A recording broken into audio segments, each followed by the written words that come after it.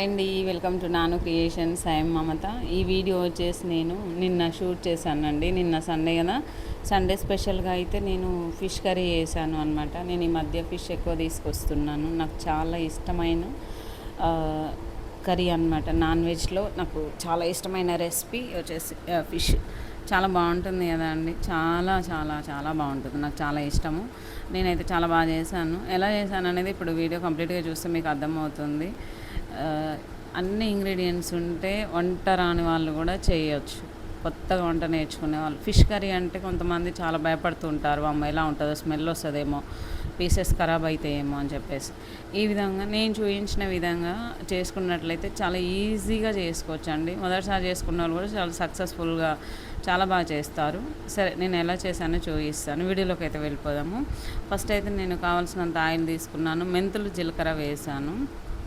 తర్వాత ఒక్క ముక్క దంచుకున్న ఎల్లిపాయ ముద్ద వేసాను. కొంచెం పసుపు వేస్తున్నాను. ఇదంతా మాడిపోకుండా మనం లో ఫ్లేమ్లో పెట్టుకోవాలి అండి. చాలా చిన్న ఫ్లేమ్ మీద పెట్టేసుకొని ఇది ఫ్రై చేసుకోవాలి. తర్వాత రిమైనింగ్ ఇంగ్రీడియంట్స్ అయితే వేసుకుందాము. ఇందులో ఏంటంటే అండి, అన్ని ఫ్రెష్ ఇంగ్రీడియంట్స్ వేసుకోవాలి అన్నమాట. అప్పుడే చాలా బాగుంటుంది. ఇక్కడ చూసారా, నేనైతే ఫ్రెష్ అల్లం పేస్ట్ ఒక 2 స్పూన్ల వరకు వేసాను. మనము ఎప్పటియో ఇంగ్రీడియంట్స్ వేసినట్లయితే కర్రీ అనేది కంప్లీట్గా టేస్ట్ పోతుంది.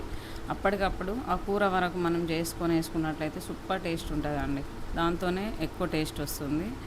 ఇంకా ఈ అల్లం పచ్చివాసన పోయేంత వరకు మంచిగా వేయించుకున్నాను. తర్వాత మెంతులు, జీలకర్ర కలిపి నేను పౌడర్ చేశాను. అందులో రా రైస్ ఉంటుంది కదా, అదొక స్పూన్ వరకు వేసి 3 వేయించి మంచిగా మిక్సీ పట్టుకొని వేసాను అన్నమాట.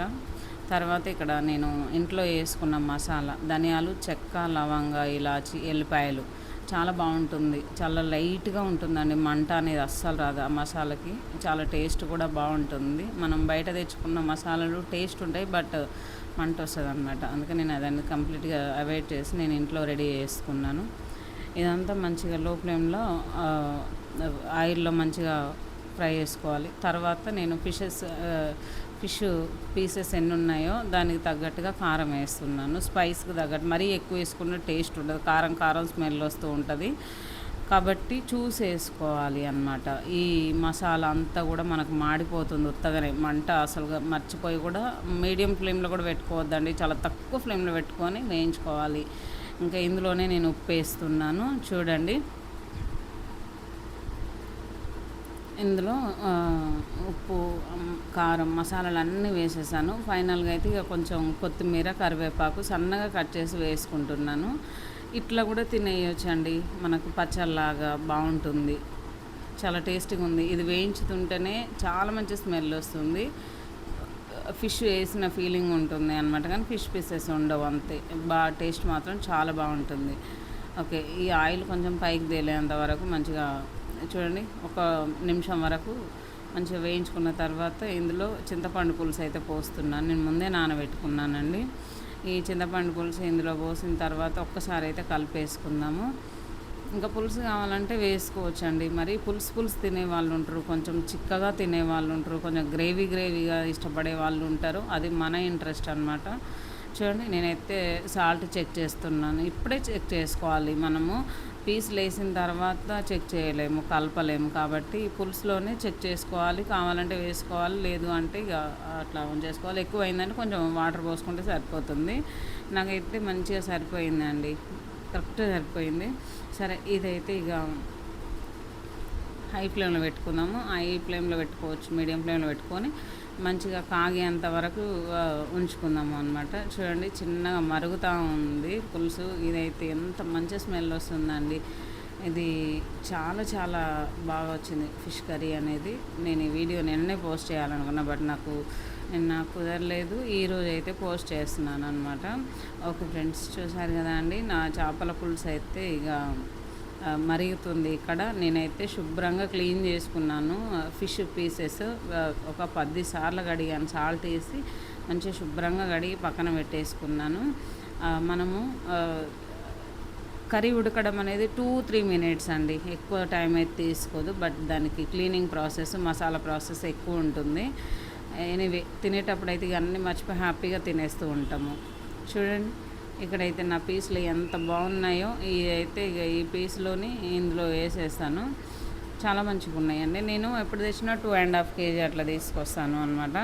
హాఫ్ మార్నింగ్ వండుతాను, హాఫ్ నైట్ వండుతాను. ఎందుకంటే నేను చాలాసార్లు వండాను. ఒక్కసారి అన్నీ వండేసుకొని మళ్ళీ ఈవినింగ్ టేస్ట్ కంప్లీట్గా ఎందుకో పోతుంది అండి. నాకు అర్థం కాలేదు. అంటే ఈవినింగ్ టైం కల్లా టేస్ట్ చేంజ్ అవుతుంది. అప్పటికప్పుడు ఫ్రెష్గా వండుకొని తింటే చాలా బాగుంటుంది. అందుకని నేను హాఫ్ ఏమో మార్నింగ్ వండుతాను, హాఫ్ ఏమో ఈవినింగ్ వండుతాను అనమాట. చూడండి, ఇంతవరకు అయితే మార్నింగ్ కొరకు ఇన్ని పీసెస్ అయితే తీసి పక్కన పెట్టేశాను. దాంట్లో సాల్ట్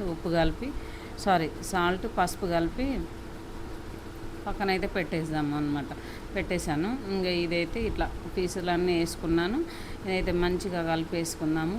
ఇలా కలిపేసుకొని ఇంకా మూత పెట్టేసుకుందాం. మరి అని బాగా కలపొద్దండి. ఈ పీసులు చాలా సాఫ్ట్గా ఉంటాయి, జ్యూసీగా. ఉట్టిగానే ఖరాబ్ అయిపోతుంది. ఇది ఎక్కువసేపు ఉడికించినా ఉట్టిగానే ఊడిపోతాయి. కాబట్టి మనం ఒక 3 to 5 minutes అంతే, అట్లా ఒక 5 minutes, అట్లా 5 minutes కూడా చాలా ఎక్కువ నన్ను అడిగితే మూత పెట్టేసుకుందాము. ఓకే, తర్వాత ఒక 2 minutes తర్వాత చూస్తే మనకు కర్రీ అయితే ఇలా వచ్చింది. ఆయిల్ పైకి వస్తుంది కదా. ఇట్లా వండుకుంటే చాలా చాలా టేస్టీగా ఉంటుందండి. చేపల కూర వేడి వేడి అన్నంలో సర్వ్ చేసుకొని తింటే సూపర్ అంటే సూపర్ టేస్ట్ ఉంటుంది. చాలా బాగుంటుంది అన్నమాట. చూసారు కదా, నా పీసెస్ అనేది ఒక్కటి కూడా విరిగిపోకుండా మంచిగా వచ్చింది. చూడడానికి బాగుంది, తిన్నా కూడా సూపర్ టేస్ట్ ఉంది. చాలా ఈజీ ప్రాసెస్. మసాలా ఇంగ్రీడియంట్స్ అన్నీ ఉంటాయి. ఫస్ట్ టైం వండే వాళ్ళు కూడా భయపడకుండా హ్యాపీగా ధైర్యంగా వండుకొని తినేయచ్చు. చూడండి, ఈ వీడియో కనుక నచ్చినట్లయితే లైక్ చేయండి, షేర్ చేయండి, సబ్స్క్రైబ్ చేసుకోండి. Bye, thank you for watching.